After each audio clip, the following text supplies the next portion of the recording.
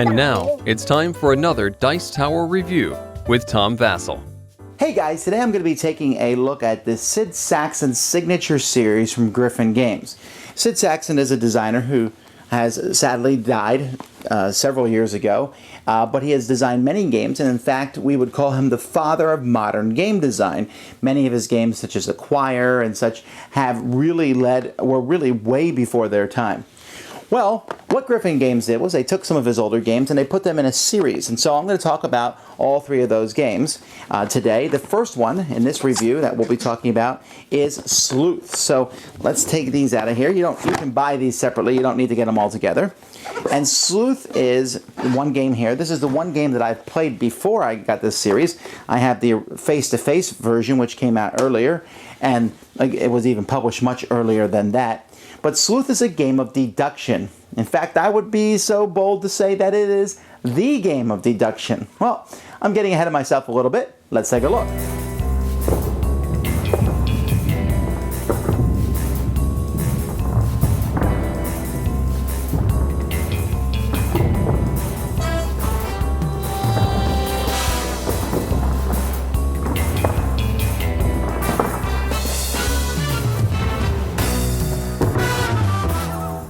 There are many jewel cards in the game of Sleuth. There are actually 36 of them. They are divided into 4 colors, into either a solitaire, a pair, or a cluster, 1, 2, or 3, and then 3 different types of gems. You have pearls, you have opals, and you have diamonds.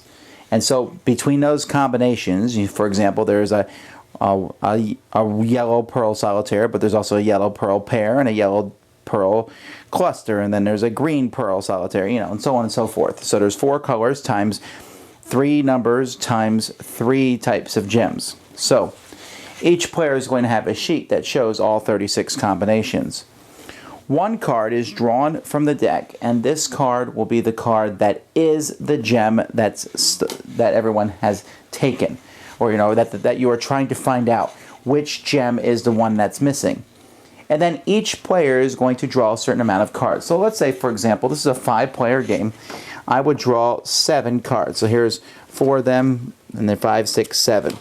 Now, because I've drawn these cards, I know that these are not possibilities.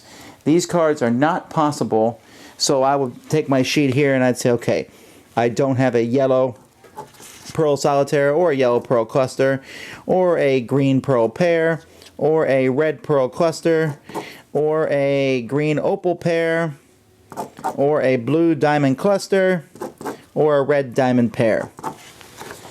So I've crossed off many of the possibilities on the sheet. And so I know 7 cards, but there is 36 cards. In a 5-player game, each player is going to have 7 of the cards. Sometimes, depending on how many players are in the game, some cards will be put in the middle, face up, and everybody can see them. So now I got to figure out, in a 5-player game, the other 28 cards that other people have, so I can cross those off. Now that's going to be a little bit more tricky. And players are going to do that because they're going to have cards that are faced. These cards are in my hand. No one else will see them. There'll be cards that you'll have face up in front of you. These are clue cards, essentially. And I'm able to use one of these cards on my turn to ask someone else a question. Some cards have one element on them, like this one here. Greens or pearls, or we'll say singles or something like that. And I will just discard that card, and I'll take another player and I'll say, how many gem cards do you have that are green? So if someone asks that to me, that would be a pretty easy question. I'd look here and say, and then I would say 2 to everybody. And so I might write here on my notes, Joe has 2 greens. And so I write that on my notes. And so we're trying to use this information. So single colors aren't super helpful, but they can kind of focus a point. Then you have the 2-element cards. When you give this to someone, this will say, for example, diamond pairs. You give that to that person, and they will have to show you the cards they have that match diamond pairs. So if someone gave me that card, I would give them 1 card. They would look at it. Everyone else would see that I have 1 diamond pair. But there's 4 diamond pairs, yellow, red, blue, and green. So they don't know which diamond pair I have, but they know that I have 1 of them. And if I had on my list, let's say, for example, I already had 3 passed off and I knew who had those, I could do that. Now this is where the game gets a little complicated in the sense that it's easy when you see a card to cross it off. But if you know that so-and-so doesn't have that card, then what I do is I put an X in their corner to show they don't have that card, but the other 3 players still might have it. And if you have 7 players, so there's all different ways to write notes. I have a very specific way that I do it, but I don't know that it's the best way. And so players will use one of these cards, and then they'll draw another card to take its place. Sometimes it will say free choice on it, like for solitaire, so I might say yellow solitaires, or I might say solitaire opals. It's up to me what I can do. Free choice pearls, I could say green pearls, or I could say pearl clusters. Here, free choice, I can do basically anything I want. And then here, free choice yellows, I could say yellow diamonds or what have you. So you're going to keep doing this until you are sure, beyond a shadow of a doubt, that you know the right one. You can even say it on someone else's turn. You say, I know that it is a red solitaire opal. You'll then look at the card and be like, okay, well, I obviously made a mistake. And then you're out of the game. And everyone else keeps playing. Only you look at the card. It's like Clue in that regard. You can also, on your turn, if you want to, you say, I'm going to guess at it, but before I guess at it, I can ask one person one question about anything, even if I don't have the cards in front of me. And you can do that if maybe you're down to 2 and you have one thing that you need to know. Either way, as soon as someone guesses it correctly, they win. Hopefully somebody will guess it correctly.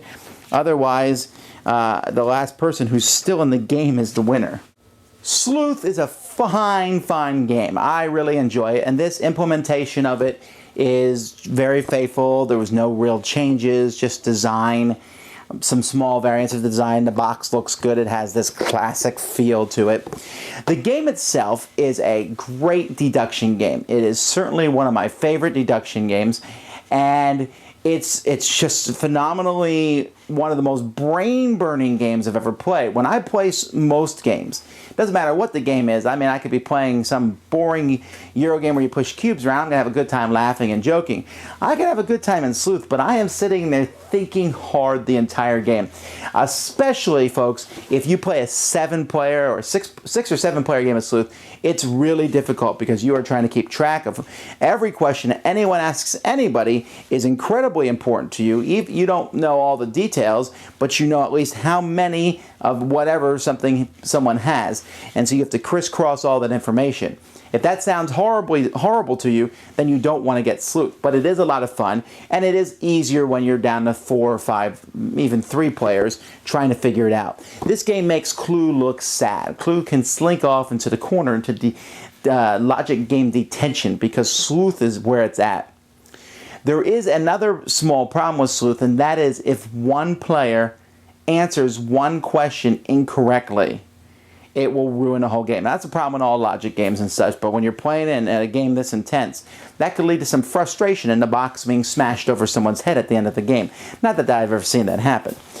But if people know what they're doing, wow, trying to figure it out. The game isn't straight strategy, and it's because there's luck in those cards that you have, but you look at those cards that you have and the questions that you can ask, and you say, okay, this is the one I'm going to use in this situation, and sometimes the single one's best, sometimes the double one is better to ask, and knowing who to ask. You can say, I'm going to focus on one person and figure out exactly what cards they have, but you always have to be careful when you ask something, how much information is it giving to everybody else? It's best when you ask someone a question and then information helps you more than everybody else.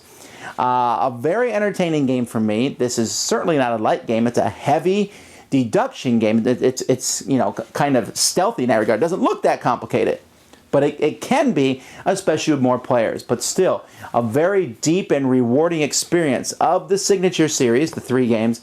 This is by far my favorite of the 3. It's a great game, and I'm glad it's being reprinted. Thanks so much for watching the Dice Tower videos. Find more great videos and reviews, as well as our top-rated audio podcast at Dicetower.com.